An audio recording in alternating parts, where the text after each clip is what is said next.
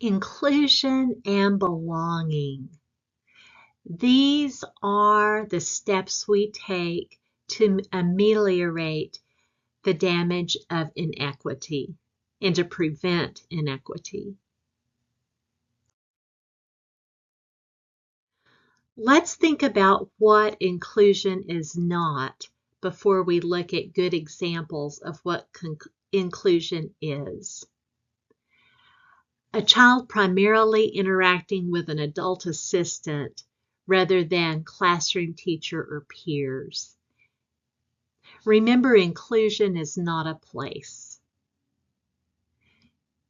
Basing placement and goal decisions on district policy rather than the IEP team's consideration of a child's special needs. A child or children physically present in the general ed classrooms, but not learning or participating in a meaningful way. I know that our children who have language delays and cognitive delays and learning disabilities can get so much out of being in the general education classroom with peer models and with language models, but not at the expense of true learning and true participation. Giving a child a communication app or a device without following through with extensive training of staff, parents, and providing frequent opportunities to practice throughout the child's daily routine. I know that is everyone's goal, to have those children use their apps or their devices or low-tech communication boards, but it takes so much dedicated effort. And really, it is a team effort. Inclusion is not eliminating special events like the school-wide egg hunt on a mistaken notion of inclusion. What we can do is we can send surveys, questionnaires to parents and teachers, getting their input. We can't assume anything. What about Native American children in education? Are there things that teachers or speech pathologists, specialists, diagnosticians need to know about working with kids who are Native children? Working with Native children, I think with Native children and really with all children, just being sensitive to their individual cultures. Okay. Doing your research ahead of time and maybe just finding out, a little bit about their beliefs and their history so that you can bring that in to maybe some of the things you're doing in the table or in the classroom. Okay. Yeah, things that they can relate to and have that prior knowledge of, if you have a reluctant speaker or a reluctant reader that, there's like, I'm just going to kind of sit quietly. If you bring out pictures or stories that they can relate to, they're going to be more, in my opinion, of course, to that talk makes and a be lot like, of sense. I've seen one of those. I went to the, and all of a sudden here comes the language because they can draw from that. Yes. And, in our field, we talk a lot about over-identification in special education with kids who come from different cultures that may not be as used to answering standardized questions and that kind of thing. When you put on your testing hat to see who qualifies for your program, like ours, what are things that you consider?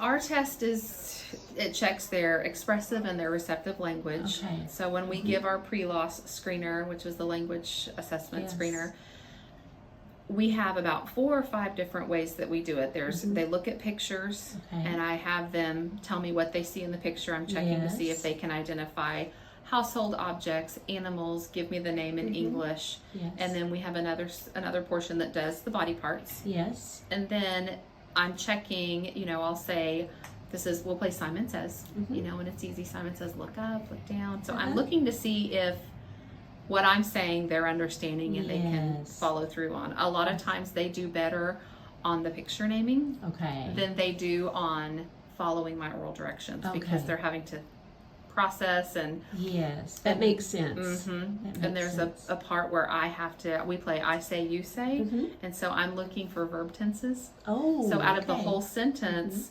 there might be only one part that I'm listening for. Who has Jane's pencil? And then they have to repeat, but a lot of times I'll get who have Jane pencil. And I'm like, okay, got it. Yes. So and then the last part of the test I tell a little 4-part story. One sentence each. They have pictures to look at, and then I'm asking them to retell. So what I'm looking for is their ability to have enough English language to articulate that. What are areas of concern with school climate, and how does that affect equity? Here are some examples that I've noticed, and there are others I'm sure those of you in the audience will notice too. Requiring money from children to participate in dress-up days. Even if that money goes to a good cause, such as a college fund, it is still a way to isolate and have a child feel like they're not part of the group. Asking children for what they want for Christmas when there are children who will not receive anything, either due to religious or economic reasons. I think it's wonderful when students exchange Valentines and have fun making the boxes, and we do some of that in speech therapy too.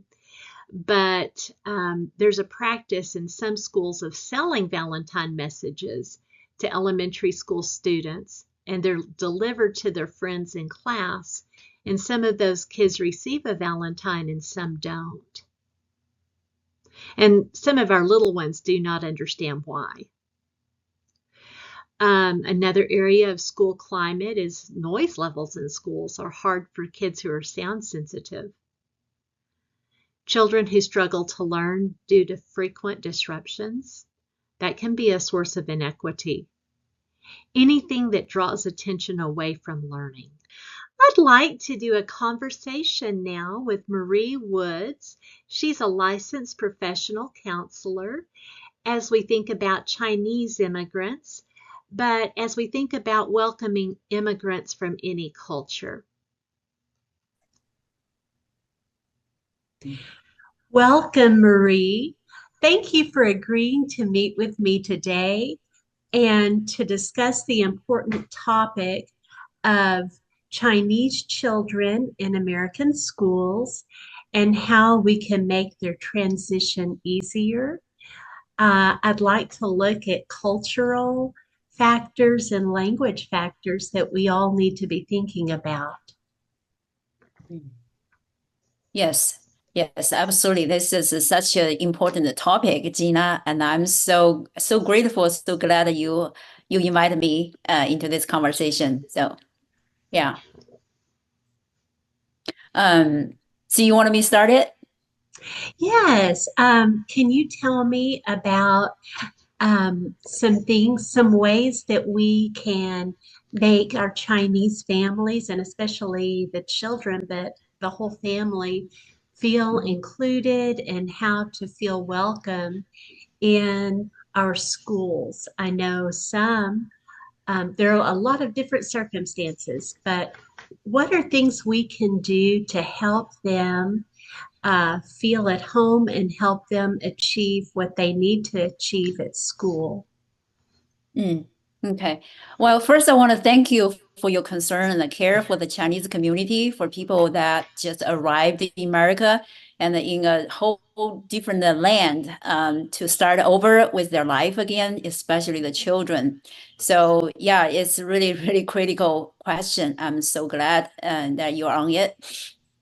So for my background, I'm Chinese as well. So I come from China to America. That I realized that especially for younger generations, when parents take them from their homeland, some of them, they were born in China and grew up few years in China, and now suddenly they wake up and now they're in a different land, homeland.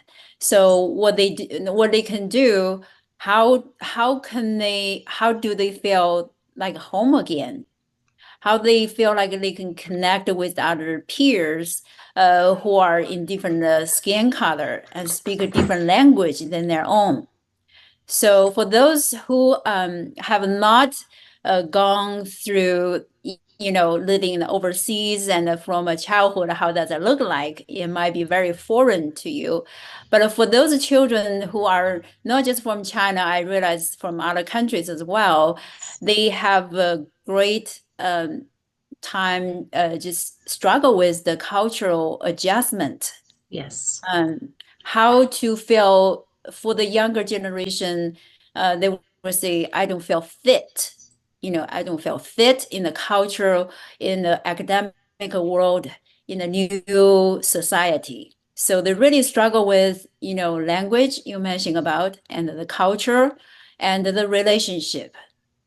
So those are the main struggles I see in people's lives. Yeah. Yes. Can you tell me what cultural barriers are there? I know you came from China, what, about 12 years ago?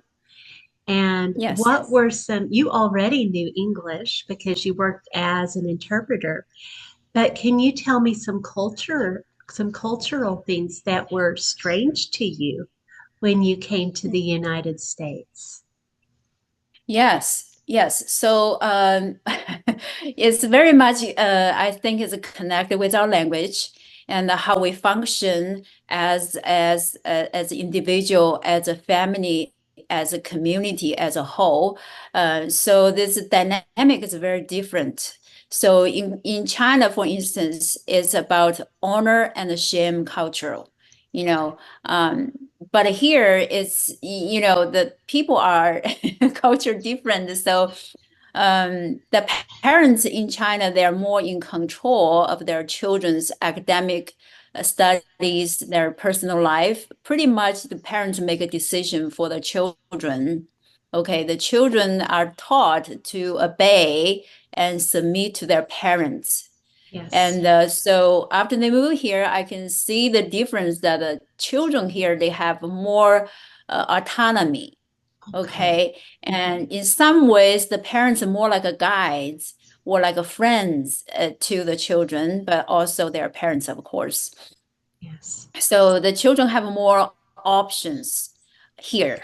But in China, the children grow up and they don't have many options. Yes. Instead, sometimes it's just what the teacher said, what parents said. They just do whatever the adults said, and they don't have the given that pick and choose options. Yes. Okay. Yes. I'd like to go back to what you said about a shame or honor culture. How early does that start, where a child is instilled with the idea that they can bring shame to themselves or honor to themselves and the family and the whole community? That actually started in a very young age, even some in Yes. the mother's wombs, because adults carry those mentalities, so that become inheritedly embedded in the children. Like the parents give eyesight or a tone or words, represent that, oh, this is a shame. You shouldn't think or say things in this way, such a way, and that put the child in the position they are not able to fully express their feelings, their Okay. emotions, because in certain ways it's inappropriate in that culture. Okay. Well, that's Yeah. important for us to remember when we're working with Chinese children and children from other countries, how that is a difference.